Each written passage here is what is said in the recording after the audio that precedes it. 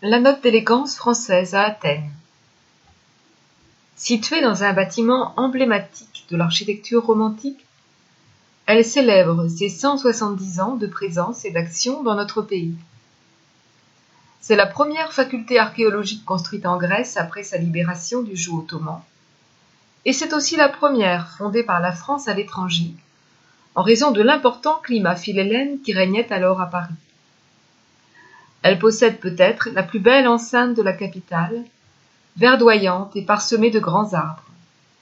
D'autre part, elle cache un jardin tout aussi élégant, ainsi qu'un ensemble de bâtiments que l'on considère à juste titre parmi les plus intéressants de Néapolie, et qui, de pair avec l'institut voisin, apportent une note française au centre d'Athènes.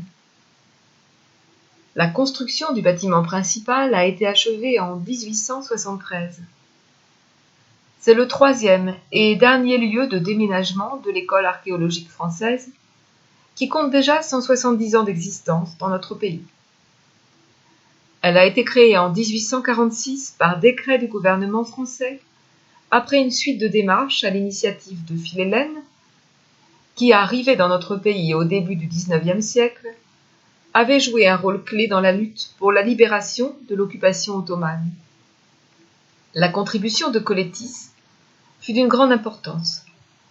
Ce dernier, à l'époque ambassadeur de Grèce à Paris, était connu pour ses liens avec les protagonistes de la scène politique française. La première école.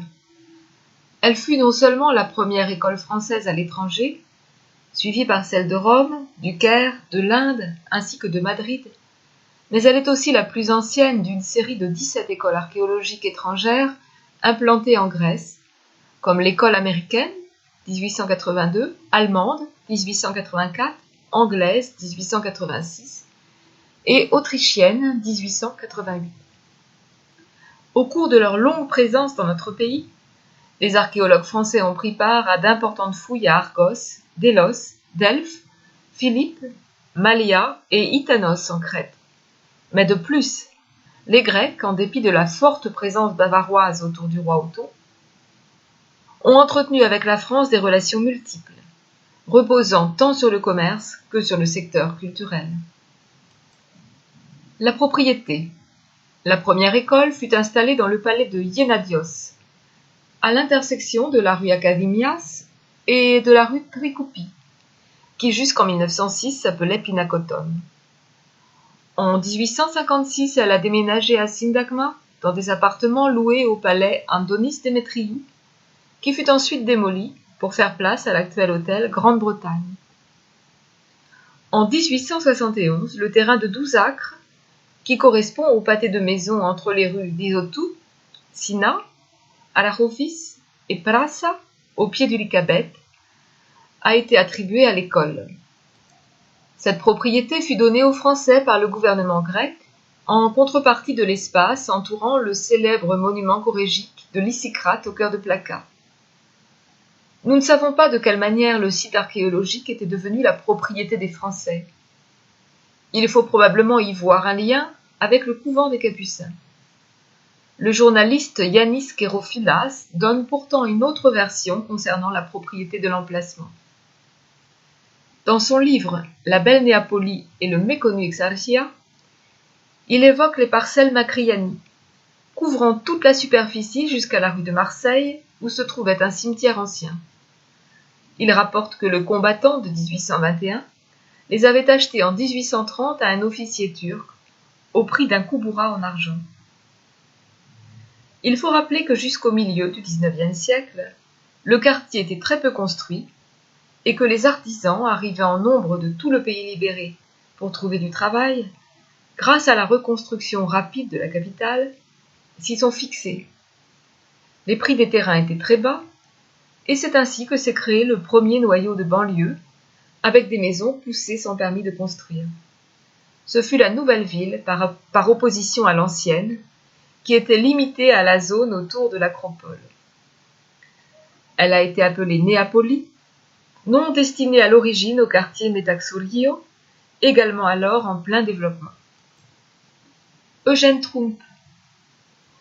L'architecte du bâtiment d'origine était français, Il s'agit d'Eugène Tromp, venu à Athènes en 1872 pour la première fois et qui y séjourna 5 ans, tandis que la seconde fois, il y resta de 1885 à 1910. Il était particulièrement aimé par les Athéniens qui, prononçant la dernière lettre de son nom, le surnommaient Troubé. Ses œuvres sont empreintes de dignité et d'élégance, souligne l'historien d'architecture M. Biris, qui considère le bâtiment du tribunal militaire et le bâtiment de l'école comme exemplaires de son art. Ce dernier est situé au centre de ce terrain avantageux et incorpore le style néoclassique aussi bien que certaines idées du baroque, que Tromp a pris soin d'enrichir d'une touche personnelle moderniste. Sur la façade du bâtiment de 2 étages se détachent les portes-fenêtres en plein cintre, ainsi que l'édicule sur le toit en terrasse. Richesse unique des informations. Depuis sa création, l'école était le pôle d'attraction des Français qui visitaient Athènes pour enrichir leurs connaissances en archéologie. Mais nombreux étaient aussi les architectes qui venaient et représentaient, à l'aide de leurs pinceaux, les monuments du pays libéré. Très vite, les bâtiments se sont multipliés pour répondre aux besoins croissants, puisque la bibliothèque de l'école dispose aujourd'hui de plus de 80 000 livres, 550 000 photos et 35 000 cartes. Plusieurs de ces œuvres comprennent des informations uniques sur l'histoire de la Grèce. En dépit de sa valeur architecturale et historique, ce n'est qu'en 2014, et uniquement le bâtiment d'origine, qui a été classé monument historique par décision unanime du Conseil central des monuments modernes, car, comme il est mentionné, il reflète la longue histoire du philhellénisme français. Les autres bâtiments ont été exclus parce qu'ils ont subi de nombreuses interventions. Didotou. L'entrée de l'école se trouve dans la rue Didotou. Il s'agit du nom hellénisé d'Ambroise Firmin Didot, philologue français et ami d'Adamantios Koraïs, fondateur du comité philhellène. Il appartenait à une famille d'imprimeurs qui possédait la grande maison d'édition François, chez laquelle ont été publiés des ouvrages de tous les auteurs grecs antiques. Pour son action au cours de la Révolution grecque, il fut fait citoyen d'Athènes, et son nom a été donné à cette rue verdoyante de Néapolie. Il avait déclaré que tout ce que nous avons de beau, nous le devons aux Grecs. Lambetti. Dans la maison de maître, à l'intersection de la rue Didotou et de la rue Delphone, a vécu durant de nombreuses années l'inoubliable Élie Lambetti, un buste à son effigie réalisé en 1998. Le rappel aux passants y est l'œuvre du sculpteur Anastasios Iokas. Les jardins anglais. Les jardins de l'école archéologique française sont particulièrement intéressants parce qu'ils ont les caractéristiques des jardins anglais.